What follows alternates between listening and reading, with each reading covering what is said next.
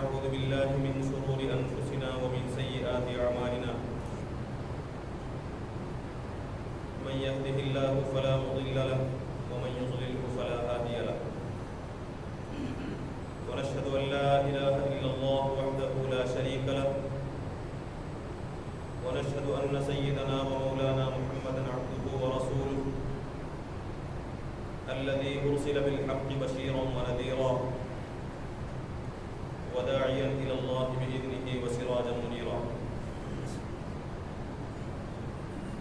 أما بعد فإن أصدق الحديث كتاب الله وخير الهدي هدي محمد صلى الله عليه وسلم وشر الأمور محدثاتها وكل محدثة بدعة وكل بدعة ضلالة وكل ضلالة في النار. أعوذ بالله من الشيطان الرجيم. بسم الله الرحمن الرحيم. وأيوب إذ نادى ربه أني مسني الضر وأنت أرحم الراحمين فاستجبنا له فكشفنا ما به من ضر وآتيناه أهله ومثلهم معهم رحمة من عندنا وذكرى للعابدين. صدق الله العظيم. رب اشرح لي صدري ويسر لي أمري واحلل عقدة من لساني يفقهوا قولي. سبحانك لا علم لنا إلا ما علمتنا إنك أنت العليم الحكيم. قابل احترام معزز بزرگوں، محترم نوجوان دوستوں اور بھائیوں، سورہ انبیاء کی آیت نمبر 82 اور 83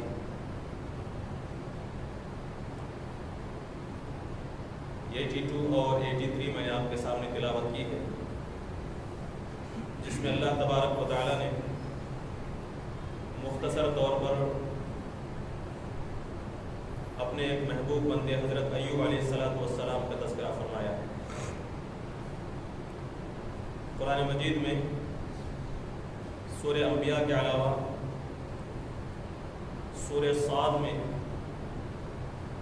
41، 42 اور 43ویں آیت میں بھی اللہ تبارک و تعالی نے حضرت ایوب علیہ السلام کے قصے کو مختصر طور پر ذکر فرمایا۔ اس کے علاوہ بھی دو ایک مقامات پر حضرت ایوب علیہ السلام کا صرف نام کے ساتھ تذکرہ ملتا ہے۔ پورے قرآن مجید میں حضرت ایوب علیہ السلام کا جو واقعہ بیان کیا گیا ہے وہ صرف انہی دو صورتوں کے اندر، سورہ انبیاء میں اور سورہ صاد میں۔ اور حضرت ایوب علیہ السلام کے واقعے کو صرف ان کے صبر اور شکر کے ضمن میں اللہ تبارک و تعالی نے ذکر فرمایا۔ حضرت ایوب علیہ السلام کی شخصیت، آپ کی قومیت، اس سلسلے میں مفسرین کے نزدیک، محققین کے نزدیک سخت اختلاف پایا جاتا ہے۔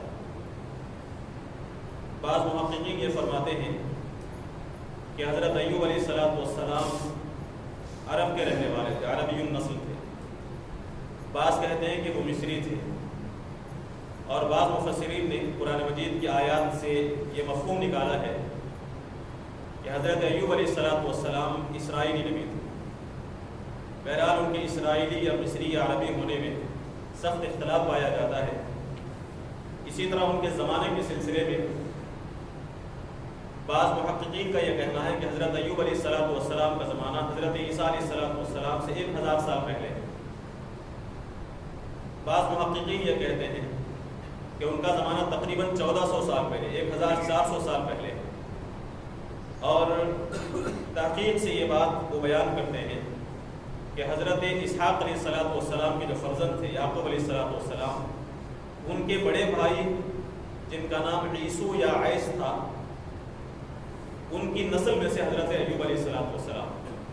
بہرحال مختلف مفسرین نے اپنی تحقیق کے مطابق الگ الگ باتیں بیان فرمائی ہیں۔ قرآن مجید میں اس کی تفصیل کا ذکر نہیں کیا گیا ہے، محض مختصر طور پر یہ بتایا گیا ہے کہ حضرت ایوب علیہ السلام انتہائی صابر و شاکر تھے، جو آزمائش اللہ تبارک و تعالیٰ نے ان کی تھی، اس آزمائش میں انہوں نے اپنے آپ کو پورا اتارا۔ روایات سے اور تاریخی آثار و شواہد سے جو حقیقت سامنے آتی ہے وہ یہ کہ حضرت ایوب علیہ السلام اللہ تعالیٰ کے پیغمبر ہونے کے ساتھ ساتھ انتہائی مالدار شخصیت ہے۔ اللہ تبارک و تعالیٰ نے انہیں بہت زیادہ دولت سے، مال و دولت سے سرفراز فرمایا، اور ان کی اولاد بھی بہت زیادہ تھی، کثیر العیال تھے، بہت ہی اطمینان کے ساتھ، راحت اور آرام کے ساتھ ان کی زندگی گزر رہی تھی۔ سارے رشتہ دار ان کے ساتھ تھے کہ ایک موقع پر اچانک اللہ تبارک و تعالیٰ نے انہیں ایک سخت بیماری میں مبتلا کر دیا۔ انہیں جلد کی بیماری ہو گئی، اسکن ڈیزیز ہو گئی، اسکن کی بیماری ہو گئی، پورے جسم کے اندر سر سے لے کر پاؤں تک مختلف قسم کے پھوڑے اور پھنسیاں ہوں، اور بیماری اتنی بڑھتی چلی گئی کہ اس بیماری کے دوران ان کا سارا مال و متاع ختم ہو گیا، ان کی ساری جائیداد ختم ہو گئی، اور ان کے اہل و عیال، ان کے جو رشتہ دار تھے وہ ایک ایک کر کے ان سے دور ہو گئے، یہاں تک کہ ان کی اولاد بھی ان سے دور ہو گئی۔ اس سخت پریشانی اور مصیبت کے ماحول میں، مصیبت کے موقع پر جو ان سے قریب تھا وہ صرف ان کی بیوی تھی، ان کے ہمدرد زوجہ تھی، جنہوں نے ان مصیبت اور پریشانی کے زمانوں میں حضرت ایوب علیہ السلام کی بے انتہا خدمت کی، ان کی ہمدردی کا مظاہرہ کیا، ان کی غمخواری کا مظاہرہ کیا۔ ان 13 سالوں کے اندر روایات میں آتا ہے، حضرت انس رضی اللہ عنہ کی روایت ہے کہ ان 13 سالوں میں حضرت ایوب علیہ السلام نے ان ساری مصیبتوں اور پریشانیوں کے درمیان میں کبھی بھی ایک مرتبہ بھی اللہ تبارک و تعالیٰ سے شکایت نہیں کی، یہ گلہ نہیں کیا تھا کہ تو نے مجھے اس بیماری میں، پریشانی میں کیوں مبتلا کر دیا، بلکہ وہ یہ سمجھتے ہوئے کہ میں اللہ کا بندہ ہوں، اللہ تبارک و تعالیٰ مجھے آزما رہا ہے، صبر کا مظاہرہ کیا، انتہائی ثابت قدمی کا مظاہرہ کیا، ایک لفظ بھی شکوے اور شکایت کا ان کی زبان سے نہیں نکلا۔ حضرت انس رضی اللہ عنہ فرماتے ہیں کہ جب سارے رشتہ دار دور ہو گئے، صرف 2 رشتہ دار تھے جو صبح شام ان کے سامنے آیا کرتے تھے، ان کے پاس آیا کرتے تھے۔ ایک مرتبہ یہ دونوں گفتگو کر رہے ہیں، دونوں رشتہ دار، اس میں سے ایک نے یہ کہا کہ شاید ایوب سے بہت بڑا گناہ سرزد ہو گیا، کوئی بہت بڑی غلطی ہو گئی جس کی پاداش میں، جس کی سزا کے طور پر اللہ تبارک و تعالیٰ نے انہیں اس بیماری میں مبتلا کیا۔ اگر ایسا نہیں ہوتا تو کیا اللہ تبارک و تعالیٰ کی مہربانی ان پر نہیں ہوتی؟ اگر ان سے غلطی نہیں ہوئی ہوتی تو کیا اب تک انہیں شفا نہیں مل چکی ہوتی؟ یہ بات جب اس نے ایک دوسرے سے کہی تو دوسرے شخص نے ایوب علیہ السلام کے سامنے اس کا تذکرہ کر دیا۔ یہ سننے کے بعد حضرت ایوب علیہ السلام انتہائی پریشانی میں مبتلا ہوتے ہیں، اللہ تبارک و تعالیٰ کی بارگاہ میں رو کر گڑ گڑا کر دعا مانگتے ہیں۔ اللہ تبارک و تعالیٰ نے اس دعا کا ذکر سورہ انبیاء کے اندر کیا ہے۔ حضرت ایوب علیہ السلام فرماتے کہ ربی، اے میرے پروردگار، انی مسنی الضر، مجھے بہت تکلیف پہنچی، میں بیمار ہو گیا ہوں، سخت مصیبت میں گرفتار ہو گیا ہوں، انت ارحم الراحمین، اے اللہ تو تمام رحم کرنے والوں کا رحم کرنے والا، تمام رحم کرنے والوں میں سب سے زیادہ رحم کرنے والا۔ تو حضرت ایوب علیہ السلام نے جب گڑ گڑا کر دعا مانگی تو 13 سال کی طویل آزمائش کے بعد اللہ تبارک و تعالیٰ نے ان کی دعا کو قبول فرمایا، اور دعا کی قبولیت کے لیے جو طریقہ اللہ تبارک و تعالیٰ نے استعمال کیا وہ یہ سورہ 7 کے اندر اللہ تعالیٰ نے بیان فرمایا۔ انہیں کہا گیا کہ اے ایوب علیہ السلام، ارکض برجلک، اپنے پیر کو زمین پر ماریے، اور اس پیر کو زمین پر مارنے کے نتیجے میں ایک چشمہ نکلتا ہے، پانی کا فوارہ وہاں سے نکلتا ہے۔ اللہ تعالیٰ فرماتا کہ ھذا مغتسل بارد و شراب، یہ ٹھنڈا پانی تمہارے نہانے کے لیے ہے اور تمہارے پینے کے لیے، یعنی کہا یہ گیا کہ اس پانی میں آپ غسل کیجئے اور اس پانی کو پی لیجئے، تمہاری بیماری ختم ہو جائے۔ چنانچہ اللہ تعالیٰ کے حکم کے مطابق ایوب علیہ السلام نے سخت بیماری کی حالت میں، جبکہ پورا جسم پھوڑے اور پھنسیوں سے بھرا ہوا، زخموں سے بھرا ہوا ہے، اس پانی سے جب غسل کیا تو سارے زخم، ساری بیماری ان کی ختم ہو جاتی ہے، انہیں پوری طرح صحت و تندرستی نصیب ہو جاتی ہے۔ اور اس پانی کے پینے کے نتیجے میں اس برائی کے جو باطنی اندرونی جو اثرات تھے، اللہ تبارک و تعالیٰ نے ان اثرات کو بھی دور کر دیا۔ تو اللہ تبارک و تعالیٰ نے فرمایا کہ ان کے اس صبر کے نتیجے میں ہم نے ان کی اس دعا کو قبول کر کے انہیں بیماری سے شفا نصیب فرمایا۔ تو حضرت ایوب علیہ السلام کا بس اتنا ذکر ہوتا ہے، اور اللہ تعالیٰ فرماتا ہے کہ ہم نے انا وجدناہ صابرا، ہم نے ایوب کو صبر کرنے والا پایا۔ وہ کیا بہترین بندہ ہے اور کیا ہی اللہ تعالیٰ کی طرف رجوع کرنے والا بندہ ہے۔ تو انہیں بیماری پہنچی، اس کا ذکر قرآن نے کیا، اللہ تعالیٰ سے انہوں نے بیماری سے شفا کے لیے دعا کی، اللہ نے اس کا ذکر کیا، فرمایا اس بیماری سے بچنے کے لیے کیا کرنا چاہیے، اس کا ذکر اللہ تبارک و تعالیٰ نے فرمایا. اور پھر اس کے بعد جب بیماری سے شفا نصیب ہوئی، اللہ نے فرمایا کہ یہ میرا بہترین بندہ ہے، یہ بار بار میری طرف رجوع کرنے والا، کثرت سے میری طرف رجوع کرنے والا. احادیث میں بلکہ قرآن مجید کے آیات سے بھی کچھ اور باتیں جو معلوم ہوتی ہیں اس پر ہم ذرا غور کریں گے اور یہ جاننے کی کوشش کریں گے کہ اس واقعے میں جو مختصراً ہمارے سامنے ذکر کیا گیا قرآن مجید میں، اس میں ہمارے لیے کیا درس ہے، کیا نصیحت ہے، اسے ہم سمجھنے کی کوشش کریں گے. اس میں جو بات ہے، حضرت ایوب علیہ السلام کو بیماری نے گھیر لیا تھا. بیماری کیسی تھی؟ آپ بعض تفاسیر کا مطالعہ کریں گے تو اس میں معلوم ہوگا کہ بعض مفسرین نے یہ بیان کیا ہے کہ حضرت ایوب علیہ السلام کو اتنی خطرناک بیماری لاحق ہو گئی تھی کہ اس بیماری کے نتیجے میں ان کا جسم سڑنے لگا تھا، گلنے لگا تھا اور ان کے جسم سے بدبو آنے لگی تھی. حقیقت یہ ہے کہ بعض مفسرین نے اسے ذکر تو کر دیا ہے لیکن کہیں بھی صحیح احادیث کے اندر یہ بات موجود نہیں ہے کہ حضرت ایوب علیہ السلام کو ایسی بیماری نے آ گھیرا تھا کہ ان کا جسم سڑنے لگا ہو، ان کے جسم سے بدبو آنے لگی ہو، لوگ ان سے نفرت کرنے لگے ہو. یہ جتنی روایات ہیں اسرائیلی روایات سے معلوم. تورات کے ایک حصے کے طور پر جو صحیفہ ایوب لگایا گیا ہے، جس میں حضرت ایوب علیہ السلام کا تذکرہ کیا گیا ہے، اس میں کسی فرد نے جس نے وہ کتاب لکھی، جس نے وہ حصہ لکھا، اپنی طرف سے یہ باتیں اس کے اندر کھڑ گئی ہیں کہ ان کا جسم گلنے لگا تھا، سڑنے لگا تھا. مفسرین نے ان روایات کو ذکر کرنے کے بعد فرمایا کہ یہ روایات کسی بھی صورت میں قابل قبول نہیں، قابل توجہ نہیں. کیوں؟ اس لیے کہ ایک نبی کو اللہ تبارک و تعالیٰ ایسی بیماری میں مبتلا نہیں کرتا کہ لوگ ان سے نفرت کرنے لگے، لوگ ان سے دور بھاگے. کیوں؟ اس لیے کہ ایک نبی کا مقام اور مرتبہ یہ ہوتا ہے، نبی کی یہ ذمہ داری اور فرض یہ ہوتا ہے کہ وہ لوگوں کو قریب کرے. ان کے جسم سے بدبو آنے لگے، نفرت کرنے لگے تو یہ خود ان کی نبوت کے مقاصد کے خلاف ہے. اللہ تعالیٰ کسی نبی کو ایسی بیماری میں مبتلا نہیں کرتا. اور دوسری بات انہوں نے یہ بتائی کہ یہ چونکہ یہ روایات اسرائیلی روایات ہیں لہٰذا ان کا جواب دینے کی بھی ضرورت نہیں، ان کی طرف توجہ دینے کی ضرورت نہیں. دوسری چیز آپ غور کریں، حضرت ایوب علیہ السلام نے جو دعا کی تھی وہ دعا کے الفاظ کیا ہیں؟ انی مسنی الضر وایوب اذ نادى ربہ. ایوب نے جب اپنے رب کو پکارا علیہ السلام، ربی اے میرے پروردگار، انی مسنی الضر، مجھے بیماری پہنچی ہے، مجھے تکلیف پہنچی. انہوں نے یہ نہیں فرمایا کہ اللہ تو نے مجھے بیمار کیا، اس بیماری کو اللہ تعالیٰ کی طرف منسوب نہیں کیا. حالانکہ ہم یہ کہہ سکتے ہیں کہ اللہ تو مجھے آزما رہا ہے، تو نے مجھے بیمار کیا ہے، تو نے مجھے تکلیف میں مبتلا کیا ہے، غلط نہیں ہوگا. لیکن یہ شان اور اونچی ہے کہ بیماری کو اللہ کی طرف منسوب کرنے کے بجائے حضرت ایوب علیہ السلام ایک اونچے اخلاق کا مظاہرہ کرتے ہیں اور فرماتے ہیں کہ اللہ تو نے مجھے بیمار نہیں کیا بلکہ بیماری آپ مجھے گھیری اور تو ارحم الراحمین ہے، تمام رحم کرنے والوں میں سب سے بڑا رحم کرنے والا. تو ایک دعا کا مخصوص طریقہ اللہ تبارک و تعالیٰ نے حضرت ایوب علیہ السلام کی زبانی ہمیں سکھایا. ہم کبھی بیماری میں مبتلا ہوتے ہیں، پریشانی میں مبتلا ہوتے ہیں تو اس دعا کو اسی جذبے کے ساتھ اللہ تعالیٰ کی بارگاہ میں کرنا چاہیے. ربی اے میرے پروردگار مجھے تکلیف پہنچی، یہ کہنے کے بجائے کہ اللہ تو مجھے آزما رہا ہے، تو مجھے تکلیف میں مبتلا کر رہا ہے، یہ کہنے کے بجائے بہترین طریقہ یہ کہ اللہ مجھے تکلیف پہنچی، میں پریشان ہوں اور تو ارحم الراحمین. تیسری چیز آپ تفاسیر کا مطالعہ کریں گے. میں نے کہا کہ سورہ انبیاء کے اندر ذکر ہے ایوب علیہ السلام کے واقعے کا، اور اسی طرح سورہ 7 کے 41 تا 43 آیت میں اللہ تعالیٰ نے ایوب علیہ السلام کا ذکر کیا.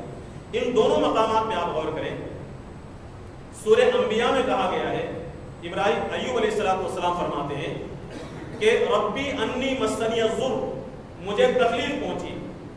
سورہ 7 میں بیان کیا گیا ہے کہ انی مسنی الشیطان بنصب وعذاب، کہ شیطان نے مجھے تکلیف میں، سخت تکلیف میں اور عذاب میں مبتلا کر رکھا. ایک جگہ فرمایا کہ بیماری نے مجھے گھیر رکھا ہے، دوسری جگہ یہ ذکر کیا گیا ہے کہ شیطان نے مجھے سخت تکلیف اور عذاب میں مبتلا کیا.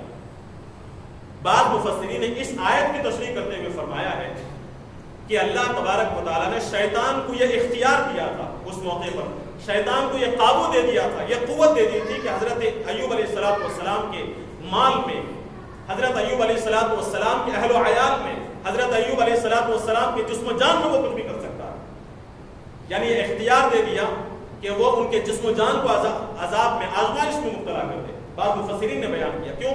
اس لیے کہ سفر ایوب جو ہے، صحیفہ ایوب جو تورات کے حصے کے طور پر لوگوں نے جمع کیا، اس میں یہ بات موجود ہے. اللہ تبارک و تعالیٰ سے شیطان بحث کرتا ہے کہ تو نے نعمت کی ہے یہ شکر ادا کر رہا ہے، تکلیف میں مبتلا کر کے دیکھ، دیکھیں گے تیرا شکر ادا کرے گا یا نہیں۔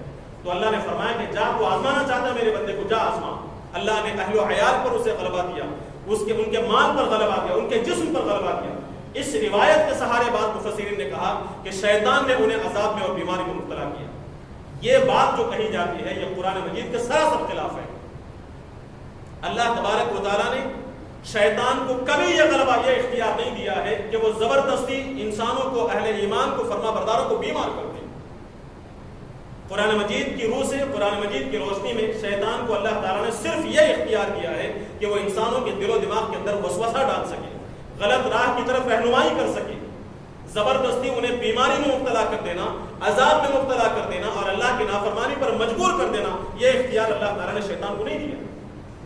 سورہ ابراہیم کی آیت نمبر 22 اٹھائیں، قیامت کا تذکرہ کیا گیا ہے، اس میں شیاطین، شیطان جن کی پیروی انسانوں نے کی تھی، انسانوں سے گفتگو کرتے، بحث ہوتی ہے اور شیطان کہتا ہے ما کان علی علیکم من سلطان، مجھے تمہارے اوپر کوئی اختیار نہیں تھا، کوئی قدرت نہیں تھی، الا ان دعوتکم فاستجبتم لی، صرف یہ اختیار تھا کہ میں تمہیں گمراہی کی طرف بلاؤں، میں نے تمہیں دعوت دی لیکن میری دعوت کو قبول تم نے کیا، میں نے تمہیں زبردستی گمراہ نہیں کیا، میرے پاس صرف یہ اختیار تھا کہ میں غلط راستہ بتاؤں، میں نے غلط راستہ بتایا، باطل کو دکھایا، دعوت حق کے مقابلے میں دعوت باطل دی، نیکی کے مقابلے میں برائی کی راہ میں نے دکھائی، لیکن اس برائی کی طرف زبردستی لے کر آنے والا میں نہیں تھا، بلکہ تم اپنی مرضی سے، اپنے اختیار سے اس برائی کی طرف گئے تھے۔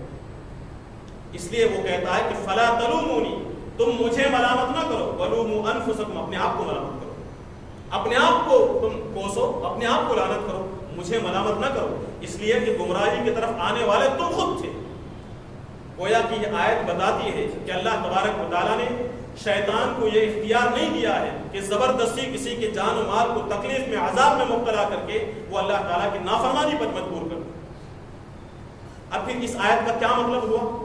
جہاں ایوب علیہ السلام نے فرمایا کہ انی مسنی الشیطان بنصب وعذاب، کہ شیطان نے مجھے سخت تکلیف میں اور عذاب میں مبتلا کر دیا۔ اس کا مطلب یہ ہے کہ ایوب علیہ السلام اللہ تبارک و تعالیٰ سے یہ عرض کر رہے ہیں کہ اللہ، مال و دولت کے ضائع ہونے کے نتیجے میں، رشتہ داروں کے دور ہو جانے کے نتیجے میں، سخت بیماری کے نتیجے میں مجھے جو تکلیف ہو رہی ہے وہ تکلیف بڑی نہیں ہے، بلکہ اس سے بڑی تکلیف یہ ہے کہ شیطان میرے دل میں وسوسہ ڈال رہا ہے کہ میں تیری ناشکری کروں، شیطان میرے دل میں یہ وسوسہ ڈال رہا ہے کہ میں صبر کے دامن کو ہاتھ سے چھوڑ دوں، تیری ناشکری کروں، تجھ سے میں گلے شکوے کروں اور روؤں پیٹوں اور سینے کو کوٹنے لگوں، سینہ پیٹنے لگوں، اور شیطان وسوسے ڈال کر مجھے اس بات پر مجبور کر رہا ہے کہ میں صبر کا دامن ہاتھ سے چھوڑ دوں۔ یہ جو میرے جذبات ہیں تیری طرف رجوع کرنے کے، تیری اطاعت اور فرما برداری کے، شکر گزاری کے جو جذبات ہیں، ان جذبات کو ٹھیس پہنچا کر، ان جذبات کو چوٹ پہنچا کر مجھے روحانی تکلیف میں مبتلا کر رہا۔ تو یہ بات حضرت ایوب علیہ السلام نے بیان کی کہ شیطان مجھے تیرا ناشکرا بنانا چاہتا ہے، بے صبرا بنانا چاہتا ہے اور تیری رحمت سے نا امید اور مایوس کرنا چاہتا ہے، یہ میرے لیے بہت بڑا عذاب ہے۔ اس لیے اے باری تعالیٰ مجھے اس بیماری سے شفا نصیب فرما۔ چوتھی بات جو اس واقعے میں سمجھنے کی ہے وہ یہ کہ اللہ تبارک و تعالیٰ نے بیماری سے شفا کے بعد میں یہ بات بیان فرمائی کہ وَآتَيْنَاهُ أَهْلَهُ وَمِثْلَهُمْ مَعَهُمْ، بیماری سے شفا نصیب ہوئی، اللہ تعالیٰ نے فرمایا کہ ہم نے ان کے اہل کو انہیں عطا کیا اور وَمِثْلَهُمْ مَعَهُمْ، اور انہی جیسے اور بھی انہیں عطا کی، یعنی بیماری کی حالت میں جو رشتہ دار ان سے دور ہو گئے تھے، جو اولاد ان سے دور ہو گئی تھی، وہ ساری اولاد دوبارہ ان کے بعد جمع ہوئی اور اس کے بعد اللہ تبارک و تعالیٰ نے مزید اولاد کی نعمت سے انہیں سرفراز فرمایا۔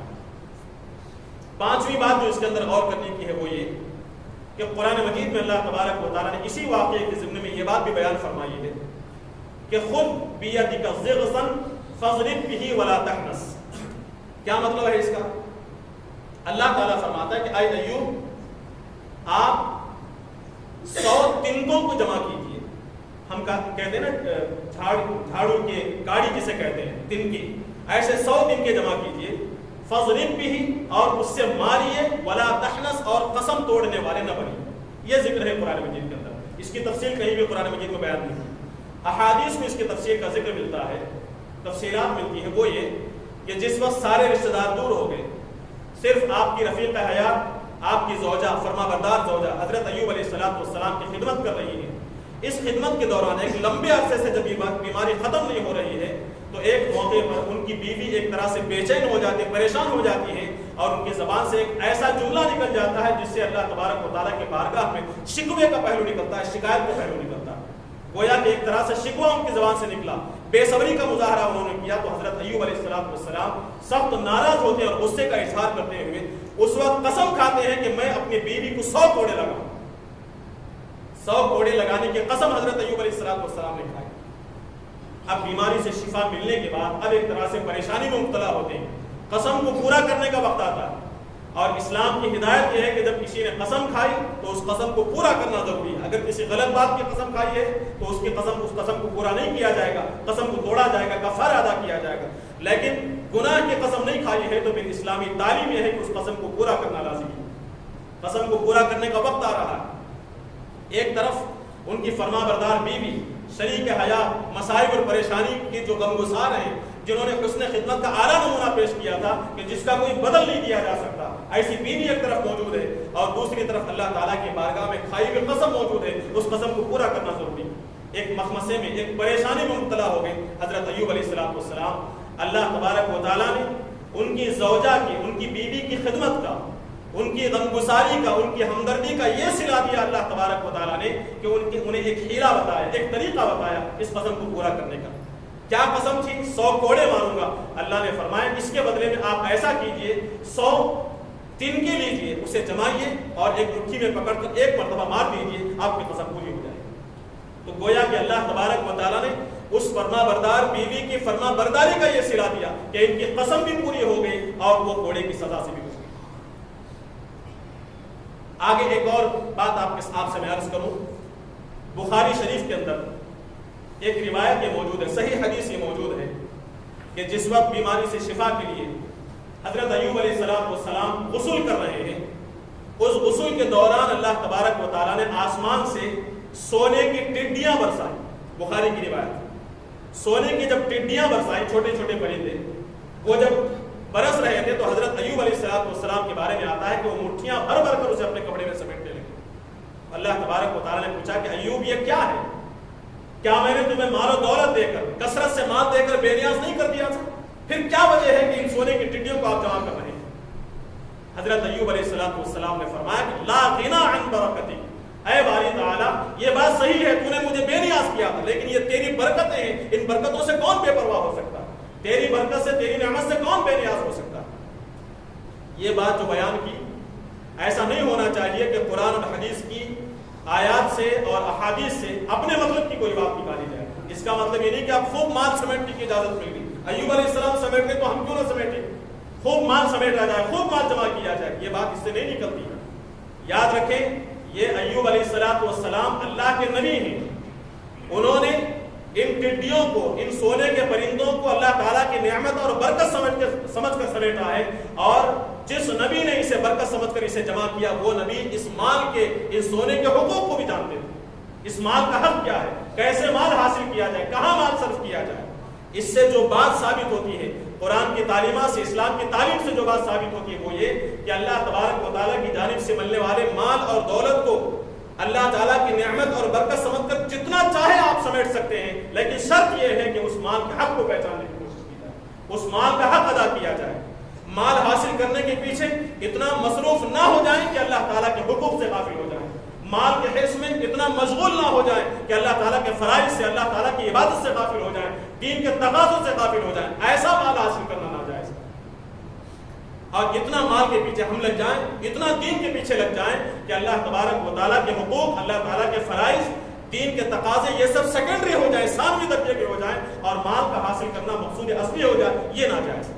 ورنہ مال کے حقوق کو جانتے ہوئے, مال کے حقوق کو, اللہ کے حقوق کو ادا کرتے ہوئے, بندوں کے حق کو پہچانتے ہوئے اگر کوئی شخص اس مال کا حق ادا کرتا ہے تو جتنا چاہے آدمی مال حاصل کر سکتا ہے, اس میں ممانعت نہیں. اب آخر میں اس واقعے سے جو سبق ہمیں ملتا ہے اس سبق کو ہم جاننے کی کوشش کریں. سب سے پہلا سبق حضرت ایوب علیہ السلام کے واقعے سے جو ہمیں ملتا ہے, جو جاننا چاہیے وہ کیا ہے, وہ یہ کہ جو بندہ اللہ تبارک و تعالیٰ سے جتنا قریب ہوگا اتنی زیادہ اس کی آزمائش ہوگی. یہ اچھی طرح ذہن میں رکھیں. جو بندہ اللہ تعالیٰ سے جتنا قرب حاصل کرتا ہے اتنا زیادہ اللہ تبارک و تعالیٰ کی طرف سے اس کی آزمائش ہوتی ہے، اس کے صبر کا امتحان لیا جاتا ہے، اور جب اس آزمائش میں ان مصائب اور پریشانیوں میں وہ بندہ صبر کا مظاہرہ کرتا ہے، شکر کا مظاہرہ کرتا ہے، تو یہی مصائب اور پریشانیاں اس کے لیے درجات کی بلندی کا ذریعہ ہوتے ہیں۔ نبی کریم صلی اللہ علیہ وسلم کی احادیث ذہن میں رکھیں، حضور صلی اللہ علیہ وسلم نے کیا فرمایا؟ اشد البلاء اشد الناس بلاء الانبیاء۔ غور کریں ان باتوں کو، ہم میں جب کسی پریشانی میں مصیبت میں مبتلا ہو جاتے ہیں تو ہم اپنی زبان سے کیا کیا باتیں نکالتے ہیں، کیا کیا سوچنے لگتے ہیں۔ اللہ کے نبی صلی اللہ علیہ وسلم نے کیا فرمایا؟ اشد الناس بلاء، تمام انسانوں میں سب سے زیادہ بلائیں، سب سے زیادہ مصیبتیں، سب سے زیادہ امتحان انبیاء علیہ السلام پر آتے ہیں، سب سے زیادہ امتحان ان کا لیا جاتا ہے۔ ثم الصالحون، پھر اس کے بعد ان لوگوں کا امتحان لیا جاتا ہے جو نیک اور صالح ہوتے ہیں۔ ثم الامثل فالامثل، پھر ان لوگوں کا جو نیک صالحیت میں، نیک ہونے میں ان سے قریب ہیں اور پھر ان سے قریب۔ اور ایک اور حدیث میں اللہ کے نبی صلی اللہ علیہ وسلم نے فرمایا یبتلی الرجل علی قدر دینہ، اپنے ان الفاظ پر غور کریں اور اپنے دین کا، اپنی دینداری کا، اپنے ایمان کا جائزہ لے کر دیکھیں۔ اللہ کے نبی صلی اللہ علیہ وسلم فرماتے ہیں یبتلی الرجل علی قدر دینہ، آدمی کو اس کی دینداری کے بقدر آزمایا جاتا ہے، اس کی دینداری کتنی مضبوط ہوگی اتنی زیادہ آزمائش ہوگی۔ ان کان فی دینہ صلابۃ، اگر اس کے دین میں مضبوطی ہے، زید فی بلائہ، اس کے بلاؤں میں اضافہ ہوگا، اس کے مصائب میں، اس کے امتحان میں اضافہ ہوگا۔ جتنا دین میں ہم مضبوط ہوں گے اللہ تبارک و تعالیٰ اتنی آزمائش میں مبتلا کرے گا۔ اور دوسری حدیث سے معلوم ہوتا ہے کہ جتنا دینداری کم ہوگی اتنی آزمائش کم ہوگی، اور جس کے پاس دینداری نہیں ہوگی اللہ تعالیٰ اسے نہیں آزمائے۔ دیکھ رہے اپنی نگاہوں کے سامنے، جو جتنا نافرمان ہے، جو جتنا دھوکے باز ہے، اتنا دنیا کے اندر پھلتا پھولتا چلا جا رہا ہے، انہیں کوئی پریشانی، کوئی مصیبت نہیں۔ لیکن جو لوگ دیندار ہیں، حق کی راہ میں چلنا چاہتے ہیں، اللہ تبارک و تعالیٰ انہیں مصائب اور پریشانی میں مبتلا کرتا ہے۔ یہ اللہ کی سنت ہے کہ جو دینداری میں جتنا مضبوط ہوگا اللہ تبارک و تعالیٰ اسے زیادہ آزمائے۔ دوسری بات جو اس سے سمجھ میں آتی ہے وہ کیا؟ وہ یہ کہ جب اللہ تبارک و تعالیٰ کسی بندے کو آزمائش میں، پریشانی میں، بیماری میں، تکلیف میں، مصیبتوں میں مبتلا کرتا ہے، اسے اللہ تبارک و تعالیٰ کی ذات پر بھروسہ کرتے ہوئے صبر کرنا چاہیے، خدا کی ذات سے مایوس نہیں ہونا چاہیے۔ مایوسی کفر ہے، اور یہ نہیں سمجھنا چاہیے کہ مجھ پر جو آزمائش آئی ہے وہ میرے کسی گناہ کے نتیجے میں۔ یہ عام ماحول ہمارے اندر، ہمارے ساتھیوں کا ہے، ہمارے لوگوں کا ہے۔ ہمارے پاس آتے ہیں، کوئی پریشانی ہے، 2 سال سے، 4 سال سے، 10 سال سے ختم نہیں ہو رہی، تو ہم سے یہ کہتے ہیں کہ پتہ نہیں ہم سے کیا گناہ ہو گیا، کیا غلطی ہوگی۔ مصائب ہمیشہ گناہ کے نتیجے میں نہیں آتے، بلکہ بسا اوقات، اکثر و بیشتر مصائب اور پریشانیاں آزمائشیں یہ آزمائش کے طور پر آتی ہیں، اور اللہ تبارک و تعالیٰ ان آزمائشوں میں مبتلا کر ایک وقت ایسا آتا ہے کہ یہی مصیبتیں، یہی آزمائش اور یہی مصائب اس کے درجات کے بلندی کا اور اس کے لیے رحمت کے دروازے کھولنے کا ذریعہ کرتا ہے۔ لہٰذا مصائب سے، پریشانیوں سے، آزمائش سے پریشان اور مایوس نہیں ہونا چاہیے، بلکہ یہ سوچنا چاہیے کہ ہو سکتا ہے کہ یہ آزمائش ہمارے ایمان کی دلیل ہو۔ اکثر و بیشتر آزمائشیں ایک آدمی کے دیندار ہونے کی دلیل ہوتی ہے، اور مصیبتوں کا نہ آنا اس خطرے کی طرف اشارہ کرتی ہے کہ شاید ہماری دینداری میں کمی ہو۔ نبی کریم صلی اللہ علیہ وسلم کی احادیث یہ بتاتی ہے۔ تیسری چیز غور کرنے کی ہے وہ یہ کہ جب آدمی راحت میں ہوتا ہے، عیش میں ہوتا ہے، نعمتوں میں ہوتا ہے، کوئی پریشانی نہیں، اس دوران آرام اور آسائش اور راحت کے دوران اللہ تعالیٰ کا شکر ادا کرنا بہت آسان ہے، اور مال و دولت اس کے پاس ہو اور اللہ کے فضل سے اس کے پاس گھمنڈ بھی نہ ہو، فخر و غرور اور تکبر نہ ہو، تو اللہ تعالیٰ کا شکر ادا کرنا بہت آسان۔ لیکن جب آدمی مصیبت میں مبتلا ہوتا ہے، رنج اور غم اور پریشانی میں، تکلیف میں مبتلا ہوتا ہے، ایسے موقع پر صبر کرنا، ایسے موقع پر اللہ تعالیٰ کے فیصلے پر راضی رہنا اور آخر وقت تک اپنی زبان سے شکایت کا ایک حرف نہ نکالنا، یہ بہت مشکل ہے۔ یہی وجہ ہے کہ جب ایک بندے کو آزمایا جاتا ہے، تکلیف اور پریشانی میں مبتلا کیا جاتا ہے، اور وہ بندہ ان تکالیف کو صبر کے ساتھ برداشت کرتا ہے، اللہ تعالیٰ کی ذات سے مایوس نہیں ہوتا، تو اس کے لیے دین اور دنیا اور آخرت کی کامیابی کے دروازے کھول دیے جاتے ہیں۔ دنیا اور آخرت کی کامیابی اس کے قدم چومتی ہے۔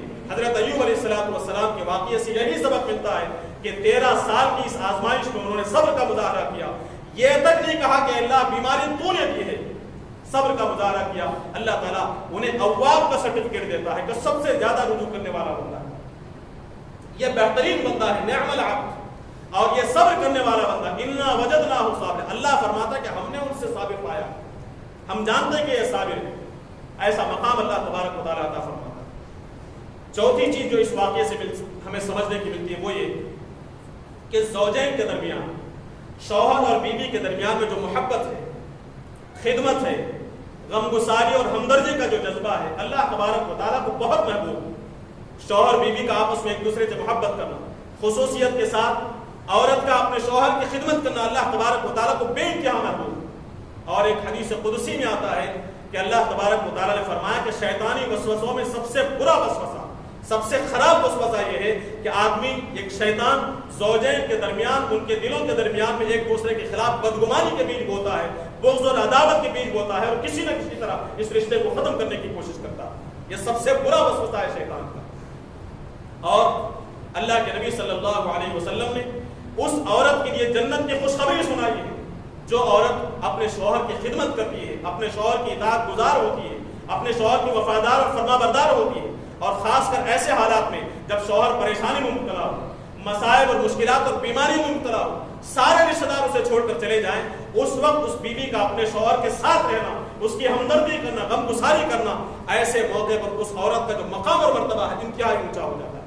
چنانچہ آپ دیکھیں ایوب علیہ السلام کے واقعے میں جب سارے رشتہ دار چھوڑ کر چلے گئے، ایوب علیہ السلام کی اس زوجہ نے ان کا ساتھ نہیں چھوڑا، اس پریشانی میں، اس مصیبت میں مسلسل وہ خدمت کرتی رہی۔ اس خدمت کا اللہ تعالیٰ نے یہ صلہ دیا کہ اس کوڑے کی سزا سے بچانے کے لیے اللہ تبارک و تعالیٰ نے قسم کے جو احکام ہیں، عام احکام، ان احکام سے ہٹ کر ایک جدا گانا طریقہ اللہ تبارک و تعالیٰ نے بتایا ان کی زوجہ کی خاطر۔ آپ اندازہ کیجئے اللہ تبارک و تعالیٰ کی نگاہ میں اس بیوی کا کیا مقام اور مرتبہ ہوگا جن کے لیے اللہ تبارک و تعالیٰ نے خاص حکم نازل فرمایا۔ اسی طرح اس واقعے سے جو سبق ہمیں ملتا ہے وہ اللہ تعالیٰ نے اس واقعے کو ذکر کر کے فرمایا ذکریٰ للعابدین۔ یہ جو واقعہ ہے یہ واقعہ نصیحت ہے، ذکر ہے عبادت گزار بندوں کے لیے، یعنی جو بندے اللہ تعالیٰ کی عبادت کرنا چاہتے ہیں، اللہ کے فرما بردار بننا چاہتے ہیں، خدا کی رضا حاصل کرنا چاہتے ہیں، ان کے لیے اس واقعے میں نصیحت ہے۔ کیا نصیحت ہے؟ نصیحت یہ ہے کہ یہ بندے، اللہ تبارک و تعالیٰ کے نیک بندے، خوشحالی میں اللہ تبارک و تعالیٰ کی نافرمانی نہیں کرتے، خدا سے غافل نہیں ہوتے۔ نعمتیں مل گئی ہیں اللہ سے غافل ہو گئے نہیں، خدا کے نیک بندے خوشحالی میں، عیش و عشرت میں، راحت اور آرام اور نعمتوں کے درمیان اللہ تبارک و تعالیٰ سے غافل ہو کر سرکش نہیں ہو جاتے، اور جب مصیبتیں اور پریشانیاں آتی ہیں تو ناشکرے اور مایوس نہیں ہو جاتے، بے صبرے نہیں ہو جاتے، اللہ تبارک و تعالیٰ کی ذات سے کبھی مایوس نہیں ہوتے۔ کیوں؟ اس کی وجہ یہ ہے کہ وہ اچھی طرح جانتے ہیں کہ خوشحالی کا آنا اور مصائب اور تنگی کا آنا یہ اللہ تبارک و تعالیٰ کے اختیار میں۔ انسان کی تقدیر کی بھلائی اور برائی دونوں اللہ تبارک و تعالیٰ کے ہاتھ میں۔ ہمارے ساتھ بھلا ہو رہا ہے تو اللہ کی مرضی سے، ہمارے ساتھ مصیبتیں ہیں تو اللہ کی مرضی سے۔ اللہ تبارک و تعالیٰ جب چاہے بہترین سے بہترین حالت کو بدترین حالت سے تبدیل کر سکتا ہے، لہٰذا سرکشی نہ کی جائے، اور جب چاہے اللہ تبارک و تعالیٰ برے سے برے حالات کو بدل کر اچھے حالات میں تبدیل کر سکتا ہے، لہذا خدا سے مایوس نہ ہو، ہمیشہ اللہ پر توکل کرنا چاہیے، اللہ ہی سے آس لگانی چاہیے۔ حضرت ایوب علیہ السلام کا جو واقعہ بیان کیا گیا، اس واقعے کے بیان کرنے کا ایک مقصد یہ بھی ہے کہ لوگ مصائب اور پریشانی میں اللہ تبارک و تعالیٰ سے گلے اور شکوے نہ کریں۔ مومن کو ایسا نہیں ہونا چاہیے، خدا کے بندوں کو ایسا نہیں ہونا چاہیے کہ ایک مدت تک تو ہم اللہ تعالیٰ کو پکارے، کسی پریشانی میں ہیں، کسی بیماری میں، بیماری ختم نہیں ہو رہی، بزنس نہیں چل رہا، تکلیف دور نہیں ہو رہی، مصائب ہیں کہ ختم ہونے کا نام نہیں لیتے، ہم اللہ تعالیٰ سے دعا کرتے کرتے ایک وقت آتا ہے کہ ہم تھک جاتے ہیں، مایوس ہو جاتے ہیں۔ اس واقعے نے بیان کیا کہ تکلیف اور پریشانی اس کا سلسلہ چاہے جتنا دراز ہو جائے، اللہ تبارک و تعالیٰ کا ایک مخلص بندہ جو ہے کبھی اللہ تعالیٰ سے مایوس نہیں ہوتا۔ مومن ایسا نہیں کرتا کہ ایک لمبی مدت تک اللہ سے دعا کرنے کے بعد جب وہ مصیبت نہیں ٹلتی تو اب اللہ تعالیٰ سے مایوس ہو گیا، اب دوسروں کے آستانوں پر جا رہا ہے، پیروں کے پاس جا رہا ہے، پنڈتوں کے پاس جا رہا ہے، پجاریوں کے پاس جا رہا ہے، جادوگروں کے پاس جا رہا ہے۔ یہ جو الفاظ میں نے بیان کیا ہمارے اپنے ساتھیوں کے اندر ہیں، ہمارے اپنے قریبی دوستوں نے یہ کہا کہ اتنی دعائیں کی ختم نہیں ہوئی، فلاں پنڈت ہے جو یہ کام کرنے والا ہے۔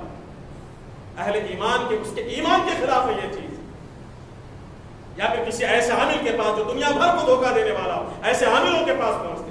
اہل ایمان کا یہ شیبہ نہیں ہے۔ اہل ایمان اچھی طرح جانتے ہیں کہ جو کچھ بھی ملنے والا ہے اللہ تبارک و تعالیٰ سے، اللہ کے سوا کسی سے کچھ نہیں ملنے والا۔ پریشانی میں اللہ نے مبتلا کیا، ان پریشانیوں کو دور کرنے والی ذات بھی اللہ کی ہے۔ جس شخص کے پاس ہم جا رہے ہیں، جس دھوکے باز عامل کے پاس ہم جا رہے ہیں، جس پنڈت اور جادوگر اور پروہت کے پاس ہم جا رہے ہیں، اس کے اختیار میں کچھ بھی نہیں ہے، اس مزار کے پاس، اس پیر کے پاس کچھ بھی نہیں ہے، جو کچھ ہے اللہ تبارک و تعالیٰ کے اختیار میں ہے۔ ایوب علیہ السلام نے، جنہیں اللہ تبارک و تعالیٰ نے اپنا بہترین بندہ قرار دیا، ان کی زندگی نے یہ نمونہ پیش کیا ہے کہ چاہے مصیبت مسلسل بڑھتی چلی جائے تب بھی اللہ ہی سے ہمیں آس لگانی ہے، اللہ تعالیٰ سے مایوس نہیں ہونا۔ جب ایک بندہ اس طرز عمل کو اختیار کرتا ہے تو اللہ تبارک و تعالیٰ کی فضل کے، رحمت کے دروازے اس کے لیے کھول دیے جاتے ہیں، دنیا میں بھی وہ کامیاب ہوتا ہے اور آخرت میں بھی کامیاب ہوتا ہے۔ یہاں تک کہ ان مصائب میں رہ کر کبھی اس سے غلطی سے کوئی ایسا کام ہو جائے جس کی وجہ سے وہ پریشانی میں مبتلا ہو جائے تو اللہ تبارک و تعالیٰ اس پریشانی سے، اس جھنجٹ سے نکلنے کے راستے کھول دیتا ہے، جس طرح ایوب علیہ السلام کے لیے قسم کو پورا کرنے کا راستہ کھولا۔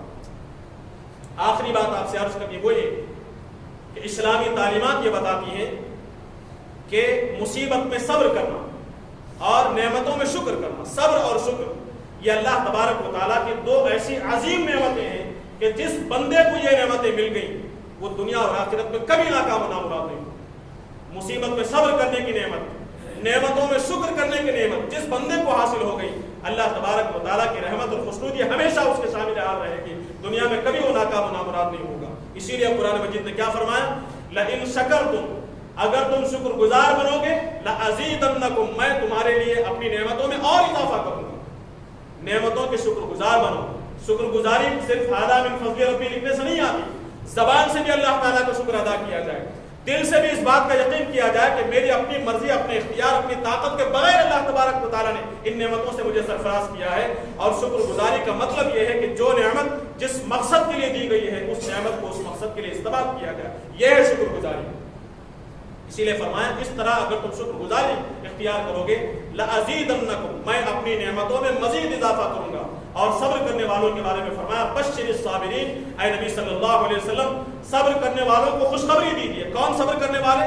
الذین اذا اصابتهم مصیبہ، جب انہیں کوئی بھی مصیبت پہنچتی، کوئی بیماری، کوئی پریشانی، کوئی لاس ہوتا ہے بزنس کے اندر، کوئی بھی پریشانی ہوتی ہے تو وہ کیا کہتے ہیں؟ انا للہ، ہم اللہ کے ہیں، اللہ تعالیٰ نے ہمیں بیمار کیا ہے، اللہ تبارک و تعالیٰ مجھے آزما رہا ہے، انا للہ وَإِنَّا إِلَيْهِ رَاجِعُونَ، ہمیں اللہ ہی کے پاس پلٹ کر جانا ہے۔ اگر ہم مایوسی کا مظاہرہ کریں گے، اللہ سے گلے شکوے کریں گے، ہمیں اللہ کے پاس پہنچنا ہے، اس کی سزا ملے گی۔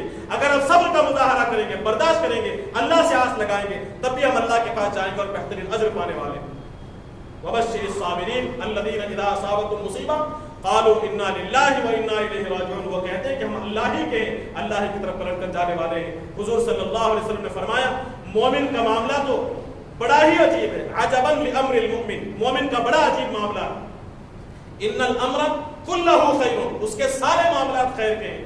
ان اصابته السراء، اسے کوئی خوشی پہنچتی ہے، شکر، وہ شکر گزار بنتا ہے، کان خیر اللہ، اس کے لیے خیر کا ذریعہ بنتا ہے۔ وَإِنْ أَصَابَتْهُ الضَّرَّاءُ، اسے کوئی تکلیف اور مصیبت پہنچتی ہے، صبر، اس مصیبت میں وہ صبر کرتا ہے، کان خیر اللہ، پھر وہ خیر کا باعث بنتا ہے۔ شکر گزار ہو کر وہ خیر کا باعث بنتا ہے اور صبر کر کے بھی وہ خیر کا باعث بنتا ہے۔ ہر معاملے میں ایک مومن کا عجیب معاملہ ہے، ہر حال میں وہ اللہ تبارک و تعالیٰ کی رضا اور خوشنودی کا مستحق بنتا ہے۔ اللہ تعالیٰ سے دعا ہے کہ اللہ تبارک و تعالیٰ ان دو عظیم ترین نعمتوں کی قدر کرنے کی اللہ تعالیٰ ہمیں توفیق نصیب فرمائے۔ نعمتوں میں، خوشحالی میں، آرام اور راحت میں، آسائش میں اللہ تعالیٰ کی شکر گزار بننے کی اللہ تعالیٰ ہمیں توفیق دے۔ مصائب اور مشکلات میں استقامت کا مظاہرہ کرنے کی، صبر کرنے کی اور ہر حال میں اللہ ہی پر توکل کرنے کی اللہ تبارک و تعالیٰ ہمیں توفیق نصیب فرمائے۔ قرآن واقعات کو پڑھ کر اس میں جو درس ہے ان درس کو اپنانے کی، اپنی زندگیوں میں اختیار کرنے کی اللہ تعالیٰ ہمیں توفیق نصیب فرمائے۔ بارک اللہ لنا ولکم فی القرآن العظیم ونفعنا وإياكم بالآيات والذكر الحكيم إنه تعالى جواد كريم ملك بر رؤوف رحيم۔